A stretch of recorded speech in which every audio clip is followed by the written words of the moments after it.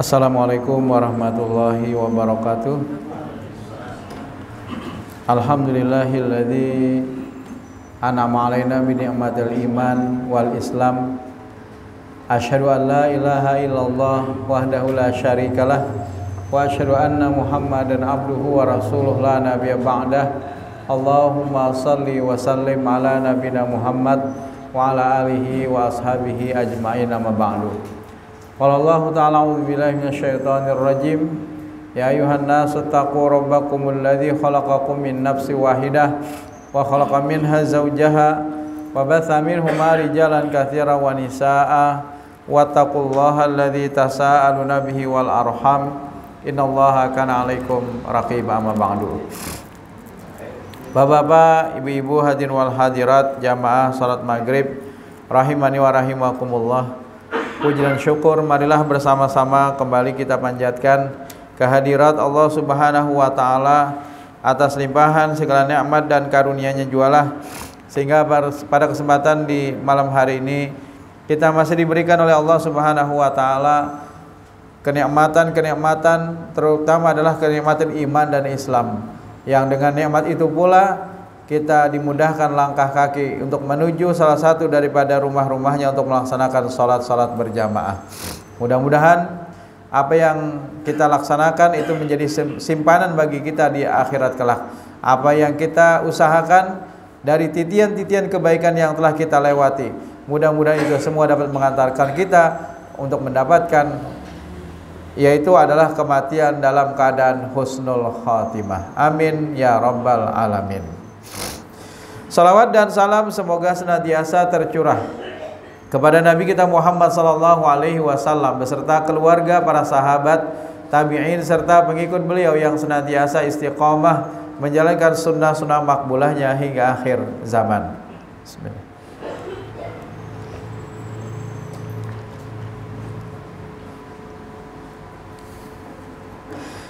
Bapak Ibu sekalian yang dirahmati Allah, pada kesempatan di malam hari ini pembahasan kita menyambung dari apa yang sudah kita sampaikan di Masjid Al-Ihad hari Ahad yang lalu. Pada kesempatan di malam hari ini lanjutan daripada keterangan dari bab adabi qada'il hajah, yaitu adalah bab atau pembahasan adab-adab di dalam buang hajat. Nah, kita beberapa waktu yang lalu sudah menyampaikan bahwa ketika kita masuk WC atau juga dalam hal ini tempat buang air, baik itu buang air kecil atau juga buang air besar, maka jangan kita membawa tulisan-tulisan yang berlafazkan lafaz Allah atau juga kalimat-kalimat dari Al-Quran. Walaupun larangan ini bukan larangan yang sifatnya haram, Pak, mungkin makruh. Jadi dilarang bagi kita untuk membawa, kecuali kita simpan terlebih dahulu. Nah, kita simpan. Jadi kalau tulisan maka tinggal dilipat, Pak. Tinggal dilipat kemudian masukkan ke dalam kantong kita. Kalau itu aplikasi Al-Quran, tinggal kita matikan saja aplikasinya, handphonenya, kemudian kita masukkan ke dalam kantong, sudah tidak mengapa lagi. Amun pian andak di luar WC bisa hilang. Apalagi WC umum kan. Nah, jadi ketika kita hendak masuk, karena dilarang untuk membawa yang namanya kalimat-kalimat Al-Quran, maka hendaknya kita lipat atau kita masukkan ke dalam kantong kita. Lalu kita masuk, sudah tidak mengapa lagi. Tapi tidak semuanya yang berbahasa Arab itu adalah Al-Quran. Tidak semuanya yang itu ada tulisan Arab lalu kita maknai ini adalah sebagai sebuah larangan. Misalnya, Pak, di sendal ada tulisan merek, tapi dibuatnya pada saat sendal itu di Arab. Jadi diproduksinya di Arab, maka bertuliskan bahasa Arab, Pak.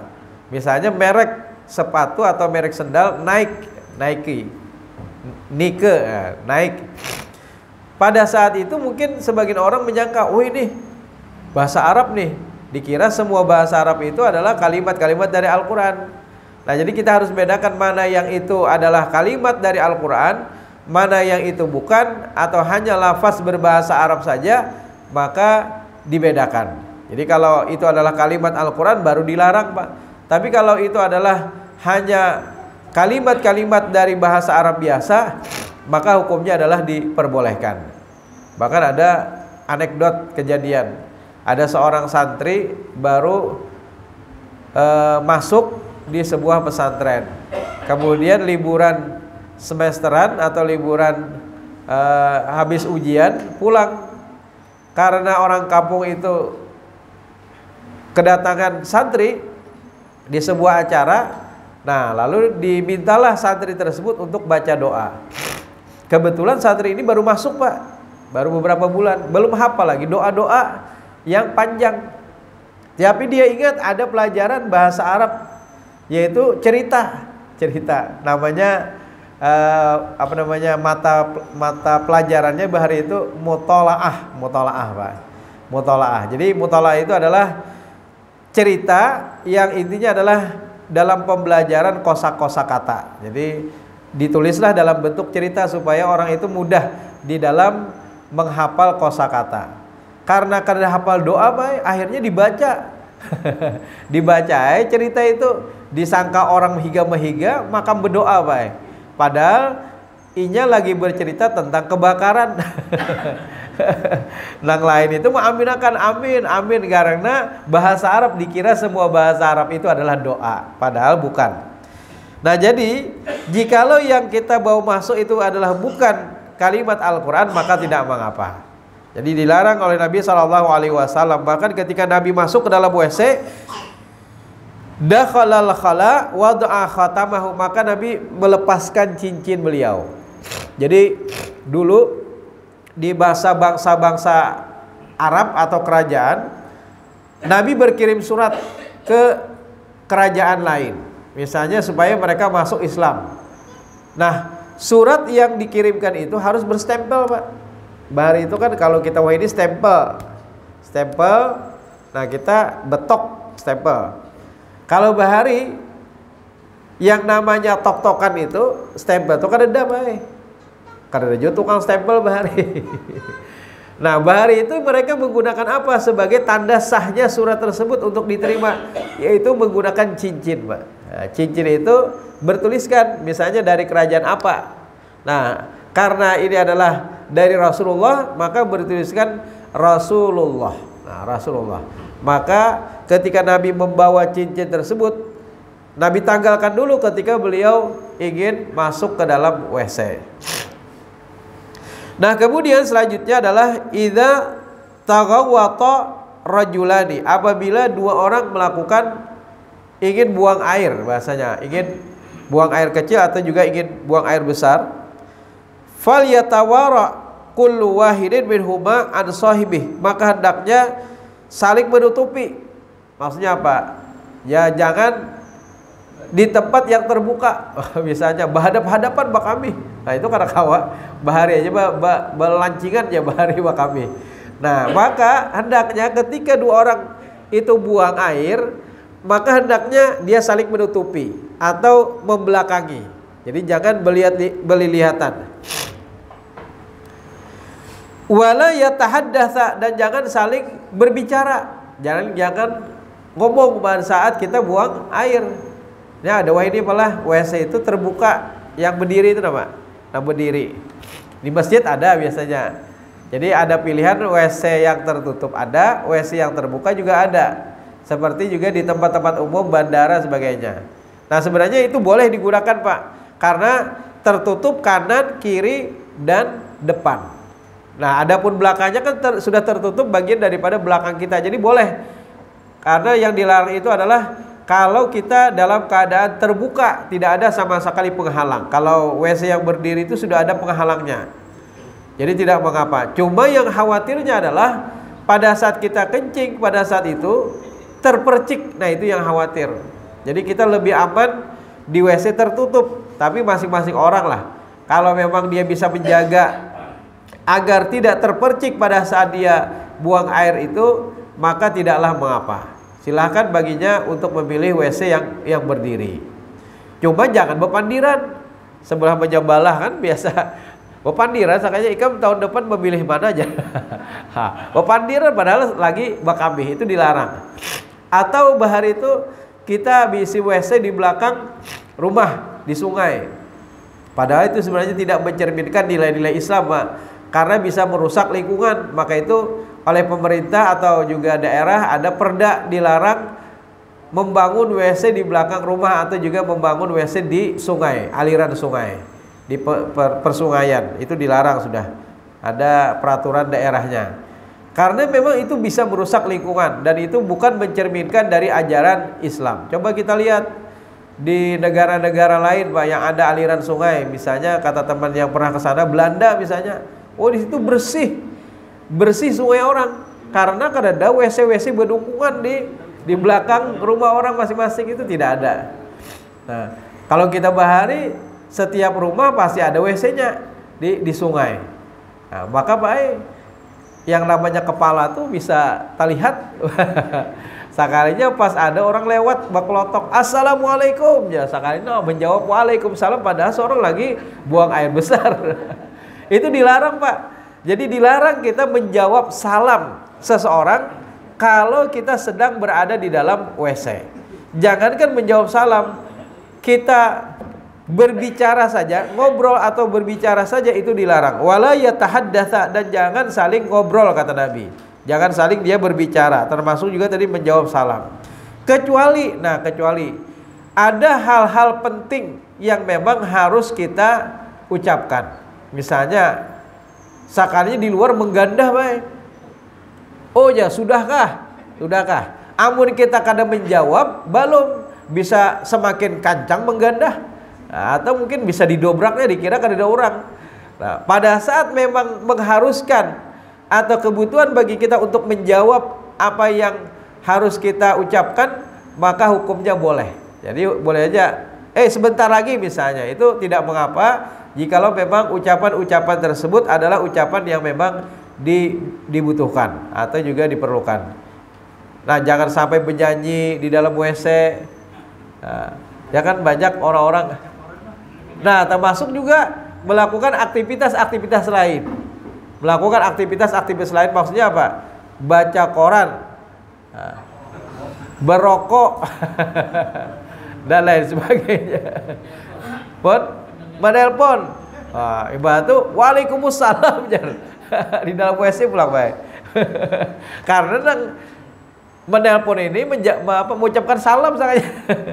Nah, itu maka itu disauti waalaikumsalam. Jadi dilarang, Pak. Dilarang wala yatahaddatsa, dan jangan saling ngobrol kata Nabi ketika kita di dalam WC. Fa innallaha yamqutu ala dzalika, karena sesungguhnya Allah memurkai, Pak, memurkai hal yang demikian. Ya, jadi dimurkai oleh Allah Subhanahu wa taala kalau kita melakukan yang demikian. Walaupun sebenarnya ada rawinya di dalam hadis ini yang wahwa ma'lul. Ma'lul itu artinya mungkar. Nah, jadi para rawinya ini ada yang mungkar sehingga menurunkan derajat hadis ini. Tapi ini kan tidak berkenaan dengan ibadah. Karena tidak berkenaan dengan ibadah, maka sebagian para ulama ada yang memaknai boleh diambil karena ini hanya mengajarkan tentang adab. Nah, kan bagus adab. Ketika kita masuk WC, jangan kita bahasanya berbicara. Jadi sebenarnya ini tidak dihukumi sebagai perbuatan haram. Tapi hendaknya kita hindari karena itu adalah perbuatan yang dibenci. Nah, perbuatan yang dibenci, makruh. Makruh itu asal kata daripada karaha. Karaha, makruhun. Bapak Ibu sekalian yang dirahmati Allah, kemudian ada perbuatan-perbuatan sunnah ketika kita masuk WC dan juga keluar WC.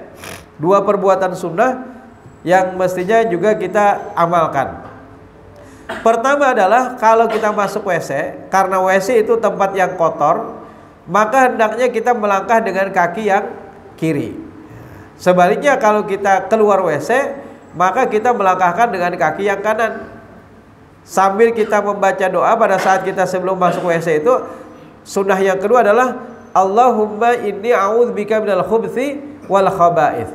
ketika kita keluar WC dengan membaca ghufranak. Nah, semoga Allah mengampuni. Jadi dua sunnah ketika kita masuk dan dua sunnah ketika kita keluar daripada WC. Jangan terbalik, baik. Masuk masjid kaki kiri, masuk WC kaki kanan. Ini namanya terbalik. Jadi kalau masuk masjid itu kaki kanan, karena masjid adalah tempat yang mulia, tempat yang mulia. Maka langkahkanlah kaki yang mulia, yaitu kaki kanan. Adapun memasuki tempat-tempat yang kotor termasuk WC, maka dalam hal ini gunakanlah kaki yang sebelah kiri. Bermapalah pilek nah. Ada tisu Pak? Ada dulu.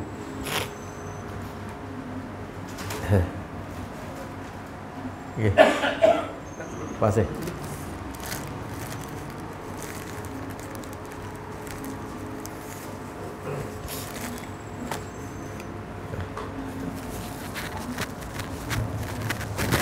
Nah, ini Pak, tisu termasuk alat untuk bersuci.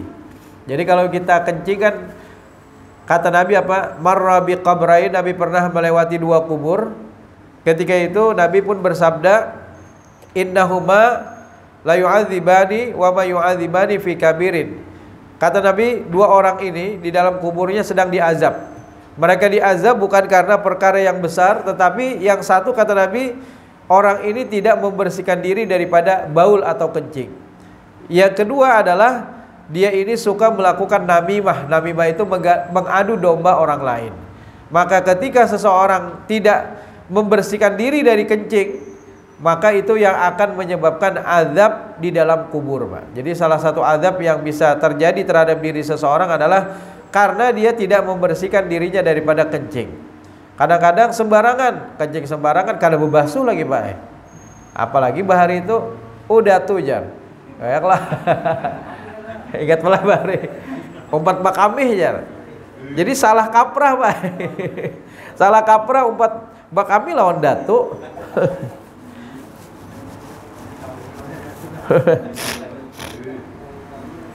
Jadi cukup bagi kita untuk berdoa saja. Nah, berdoa, Allahumma inni a'udzubika minal khubuthi wal khaba'ith. Ya Allah, aku berlindung kepada Engkau daripada syaitan laki-laki dan juga syaitan perempuan. Nah, jadi sebenarnya jin kan, jin itu suka di lubang-lubang. Maka apabila kita ingin buang air, hendaknya kita memohon perlindungan kepada Allah Subhanahu wa taala. Ya, jangan sampai kita mengencingi tempat orang lain. Maka itu mohonlah perlindungan kepada Allah supaya kita mendapatkan perlindungan, tidak diganggu oleh syaitan ketika kita kencing tersebut. Nah, Bapak Ibu sekalian yang dirahmati Allah, ketika tadi kencing hendaknya membersihkan dengan air, karena air adalah alat yang digunakan untuk bersuci. Tapi kalau misalnya tidak ada air, bahari itu Nabi dengan batu, dengan batu, kemudian dengan daun bisa juga, atau dengan yang namanya kayu. Nah, sekarang penjelmaan dari kayu itu sudah dihaluskan, Pak, yaitu tisu. Jadi kalau misalnya pian memang di suatu tempat yang di situ tidak ada airnya, maka bisa saja gunakanlah tisu, karena tisu juga adalah merupakan alat untuk bersuci. Jadi tidak mengapa. Di bandara biasanya kan airnya macet misalnya, karena ada tisu, maka gunakan. Cuma itu kalau buang air kecil. Nah, buang air besar bagaimana? Bisa juga, Pak, menggunakan yang namanya tisu. Cuma kalau orang kita orang timur, kada nyaman, baik. Asa ada tersisa atau sesuatu yang tidak lengkap kalau tidak menggunakan yang namanya air. Tapi orang barat seperti itu, Pak.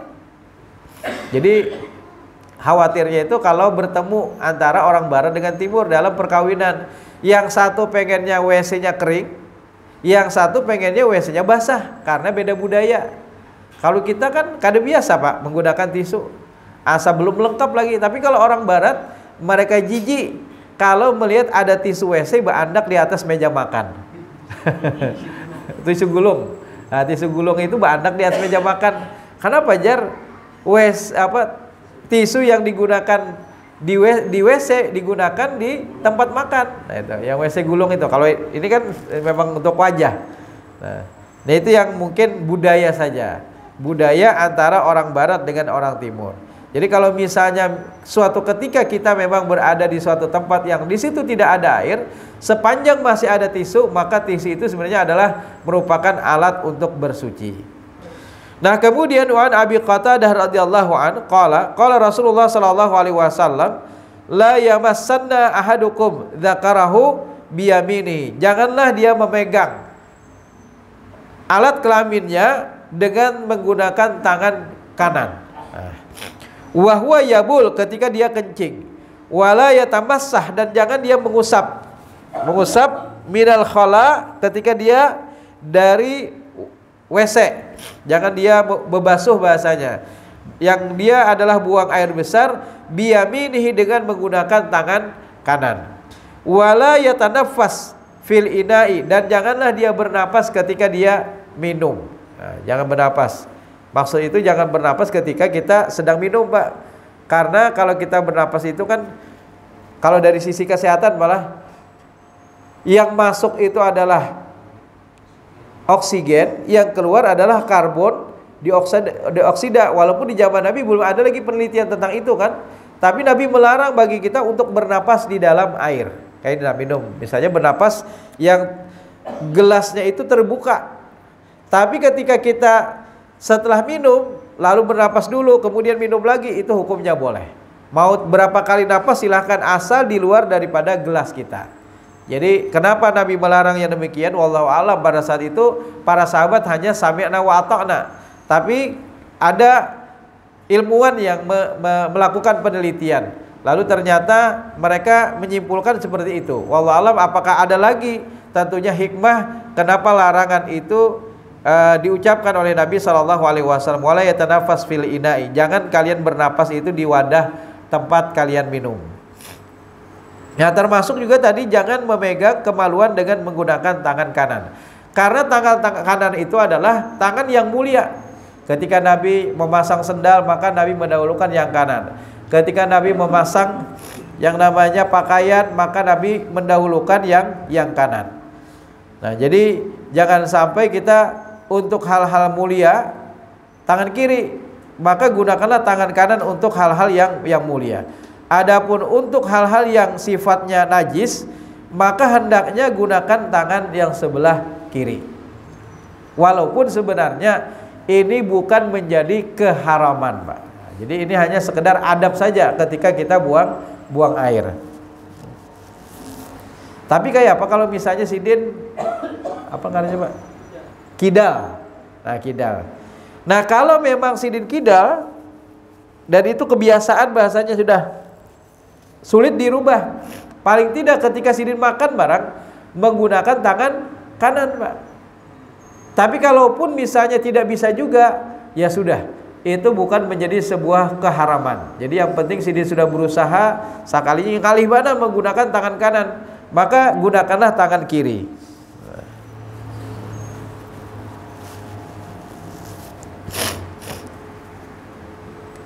Jadi luar biasanya ajaran Islam mengajarkan kepada kita tentang adab, sampai-sampai ada seorang Yahudi berkata kepada Umar, wahai Umar, kata Yahudi tadi,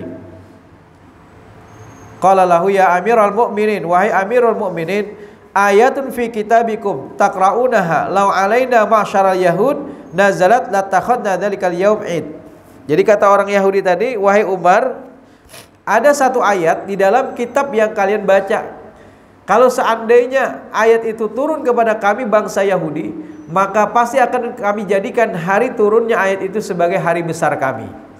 Kemudian qala Umar, berkatalah Umar, ayu ayat apa itu? Lalu si Yahudi tadi membaca, yaitu surah Al-Maidah ayat 3, al-yauma akmaltu lakum dinakum wa atmamtu alaikum nikmati wa raditu lakumul Islam madina. Pada hari telah aku sempurnakan untukmu agamamu dan telah aku cukupkan kepadamu nikmatku dan aku ridha Islam menjadi agama bagimu.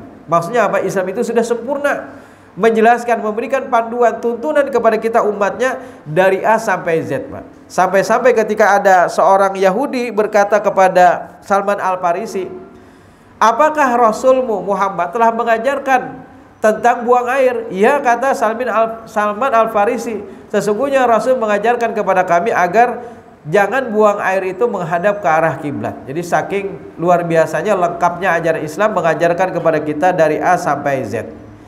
Nah, jadi Yahudi saja menganggap kalau air itu turun kepada kami akan menjadikan itu sebagai id kami, hari besar kami. Nah, kemudian tadi dibacakan oleh Yahudi ayat apa itu, yaitu surah Al-Maidah ayat 3. Maka Umar pun berkata, kata Umar apa? Araftu. Nah, Araftu, aku mengetahui. Dzalikal yaum wal makan alladzi nazalat fihi 'alan nabi. Aku mengetahui ayat itu kapan turunnya kepada Nabi dan di mana Nabi turun, yaitu adalah wahwa qaimun bi Arafah yaumal Jum'ah. Pada saat itu Nabi sedang berada di Arafah di hari Jumat. Jadi ingat betul Umar pada saat itu ketika Nabi menerima ayat itu adalah ketika Nabi sedang wukuf di padang Arafah. Nah, pada saat itulah Allah mengabarkan tentang sempurnanya ajaran Islam dengan surah Al-Maidah ayat 3 ini. Nah, Bapak Ibu sekalian yang dirahmati Allah,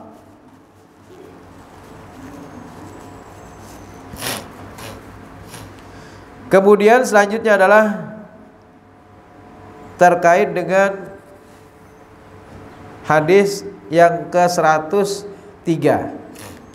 Jadi dilarang menggunakan tangan kanan daripada di 102. Cuma hal ini adalah merupakan larangan yang sifatnya hanya anjuran bahasanya. Wa an Salman radhiyallahu an qala, dari Salman radhiyallahu an ia berkata, qad nahana Rasulullah sallallahu alaihi wasallam, telah melarang kami Nabi sallallahu alaihi wasallam an nastaqbilil qiblah bighaitin au baulin. Nabi melarang kami ketika kami itu kencing atau juga BAK, buang air kecil atau juga buang air besar, BAB atau BAK. Nabi melarang kami untuk menghadap ke arah kiblat.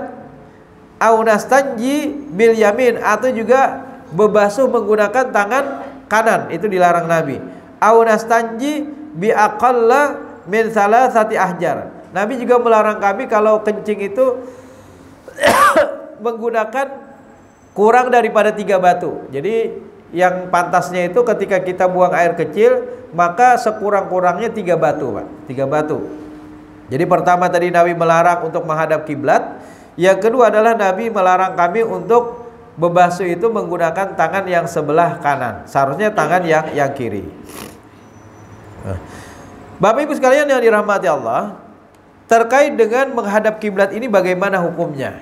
Nah, memang terjadi perselisihan di kalangan para ulama, Pak, tentang menghadap kiblat ketika kita buang air.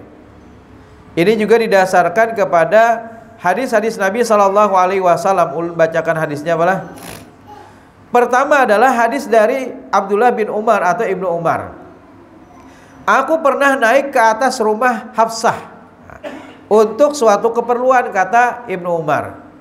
Lalu aku melihat Nabi sedang buang hajat membelakangi kiblat dan menghadap ke arah Syam. Hadis riwayat Bukhari dan Muslim. Berarti hadis ini hadis sahih, Pak, karena Bukhari dan Muslim. Jadi pada saat itu Ibnu Umar dari atas naik, Pak, dari atas rumah, sekalinya melihat pada saat itu Nabi sedang buang hajat. Nah, Nabi membelakangi kiblat. Kemudian yang kedua adalah dari Marwan bin Asfar. Aku pernah melihat Ibnu Umar menurunkan untanya, maksudnya menurunkan unta sidin. Nah, diturunkan untanya, kemudian menghadap ke arah kiblat. Lalu beliau buang air kecil menghadap kiblat.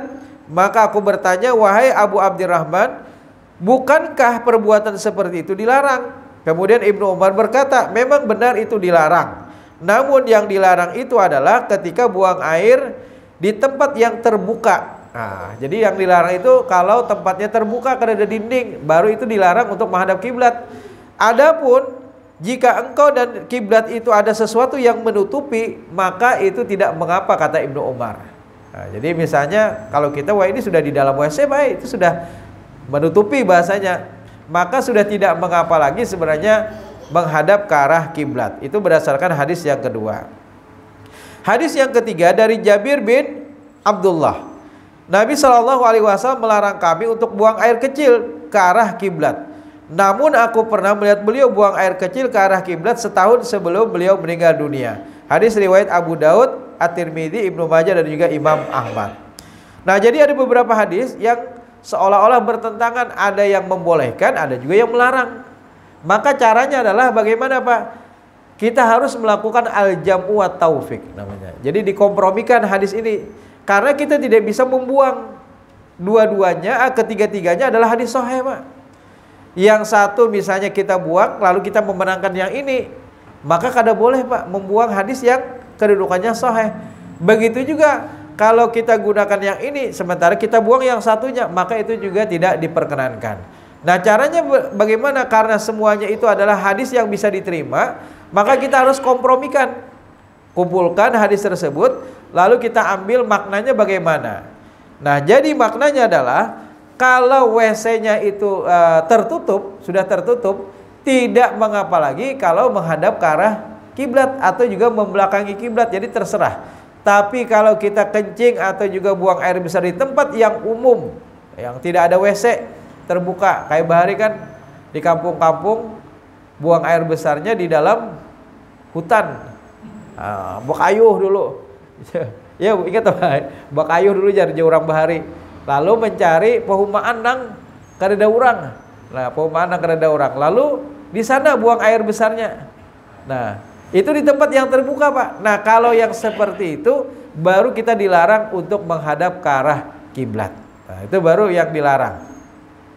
Nah, sekarang kalau sudah tertutup tidak mengapa lagi. Cuma sebaiknya sekalipun saat ini kita sudah menggunakan WC-WC yang tertutup, kalau bisa ketika pian membangun rumah lalu membuat WC, arahkan tukangnya supaya jangan membuat WC itu menghadap ke arah kiblat. Maka itu di kampus kita arahkan, kalau mahasiswa sipil itu, sipil kan bangunan, kalau bisa bikin WC-nya jangan menghadap ke arah kiblat. Nah, jadi sebenarnya arahan terkait dengan jangan menghadap kiblat itu, walaupun itu hanya sifatnya makruh, Pak, makruh saja. Cuma sebelumnya kita arahkan aja jangan menghadap ke arah kiblat.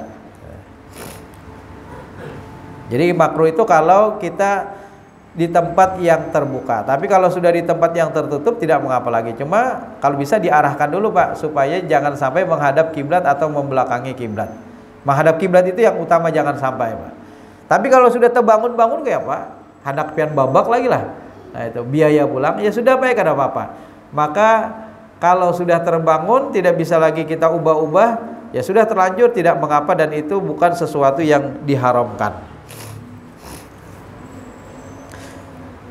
Kemudian selanjutnya adalah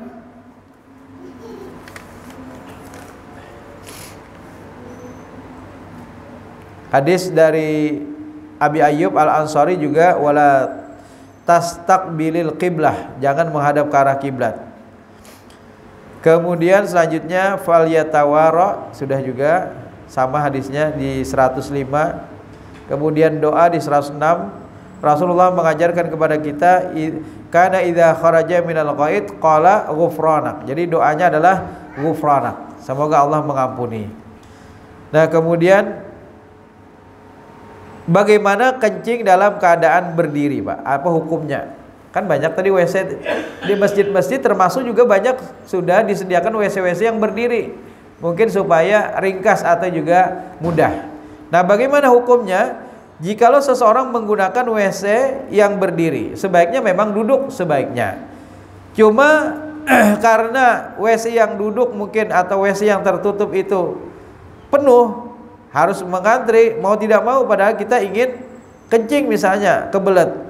Jikalau kita menggunakan WC yang berdiri, maka apa hukumnya? Bapak Ibu sekalian yang dirahmati Allah, terkait dengan hukum menggunakan WC yang dalam keadaan berdiri, ada beberapa keterangan pendapat di antara para ulama. Bentar lagi, Pak. Pendapat pertama, hukumnya adalah makruh jikalau tanpa adanya uzur. Ini adalah pendapat yang dipilih oleh Aisyah, Ibnu Mas'ud, kemudian Umar dalam satu riwayat, kemudian Abu Musa, kemudian Asy-Sya'bi dan Ibnu Uyainah. Adapun mazhab Hanafiyah dan juga Syafi'iyah juga mengatakan hukumnya adalah makruh jikalau tanpa adanya uzur. Kecuali kalau uzur, Pak, misalnya karena kau duduk misalnya, maka harus berdiri, ya sudah tidak mengapa. Tapi kalau tidak ada uzur, maka hukumnya adalah makruh. Pendapat yang kedua, dibolehkan secara mutlak kencing dalam keadaan berdiri. Inilah pendapat dari yang dipilih oleh Umar dalam riwayat Zaid bin Thabit, Ibnu Umar, Sahal bin Sa'ad, Anas, Abu Hurairah, Huzaifah, dan juga pendapat daripada Ahmad bin Hambal, Hambali. Kemudian yang ketiga adalah pendapat diperbolehkan jika aman daripada percikan. Jadi boleh aja berdiri, cuma seyogianya aman daripada percikan kencing itu mengenai bagian daripada celana kita atau pakaian kita. Nah, diperbolehkan jika aman dari percikan, sedangkan jika tidak aman dari percikan maka hal ini menjadi terlarang. Inilah pendapat daripada mazhab Maliki, dan inilah pendapat yang dipilih oleh Ibnu Munzir.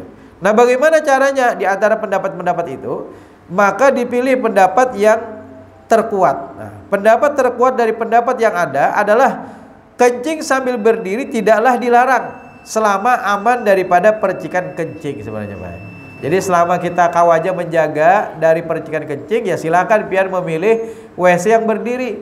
Tapi kalau ternyata kita khawatir daripada tadi terkena azab, laknat, dia dikubur gara-gara kita tidak bersih ketika kencing, atau ada percikan kencing yang mengenai pakaian kita, maka lebih baik kita memilih yang namanya WC dalam keadaan duduk. Nah, jadi WC dalam keadaan duduk itu yang kita pilih kalau khawatir. Tapi kalau memang kita bisa menjaga, silahkan saja jikalau pian hendak menggunakan WC yang dalam keadaan berdiri.